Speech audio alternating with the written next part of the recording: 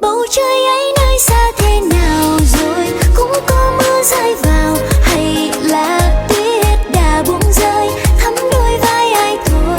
Em chỉ biết vẫn ngồi đây mong